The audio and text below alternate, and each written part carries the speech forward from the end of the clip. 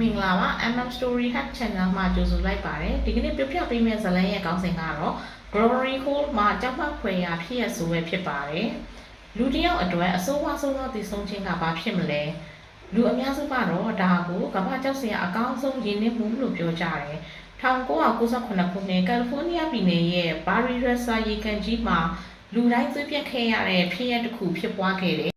1950ပြည့်နှစ်မှာအင်ဂျင်နီယာတွေကရေကန်ကြီးကိုရေမရှမ်းအောင်ကာကွယ်ဖို့အတွက်ရေကန်ရဲ့အလင်းမှာကတော့ပုံစံရေနူးမြောင်းကြီးတစ်ခုတည်ဆောက်ခဲ့တယ်။အကျယ်82ပေရှိပြီးအောက်ခြေကိုပေ200အထိတက်တက်ဆင်းသွားတဲ့တန်ကိုကရရေပြွန်ကြီးပေါ့1998ခုနှစ်ရဲ့တာယာရဲ့နွေရာသီညနေခင်းတစ်ခုမှာအသက်42နှစ်အရွယ်ဘွဲ့လွန်ကျောင်းသူအမ်မလီဟာထိုရေကန်ထဲမှာအေးအေးလူလူရေကူးနေခဲ့ပါတယ်။ဒါပေမဲ့သူမရဲ့မသိစိတ်ရဲ့ဆူဆက်လိုစိတ်ကြောင့်ဒီရေနုမြောင်းကြီးအနာကိုတိုးကပ်သွားခဲ့မိပါတယ်။ထိုချိန်မှာရေမျက်နှာပြင်ကမြင့်တက်နေပြီး Glory Hole ကြီးကရေတွေကိုအရှိန်အဟုန်နဲ့ဆုပ်ယူနေတဲ့အချိန်မှာ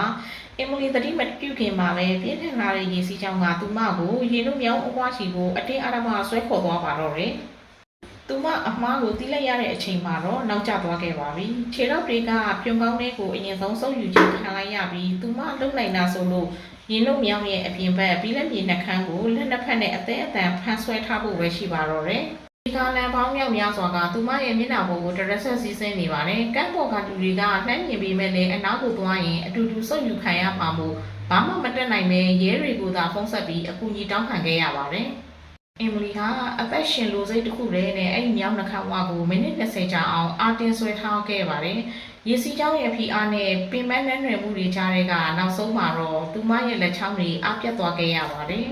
။သူမဟာပေ200အနက်ရှိတဲ့မှောင်မိုက်နေတဲ့ပြုံကောင်းလေးကိုလိမ့်ဆင်းသွားပြီးအသက်ဆုံးရှုံးသွားခဲ့ရပါတယ်။ဒီဖြစ်ရပ်ဟာ Glory Hole ကြောင့်လူသေဆုံးခဲ့ရတဲ့ပထမဆုံးနဲ့တစ်ခုတည်းသောသမိုင်းဝင်ကြောက်မက်ဖွယ်ဖြစ်ရပ်ဆိုကြီးဖြစ်ကျင်းရင်ခဲ့ပါတော့တယ်။မိတ်ဆွေတို့ရေဒီလိုဇလန်တိုလေးတွေကိုကြိုက်နှစ်သက်တယ်ဆိုရင်ကျမတို့ရဲ့ channel ကို subscribe လုပ်သွားပေးကြပါအောင်နော်။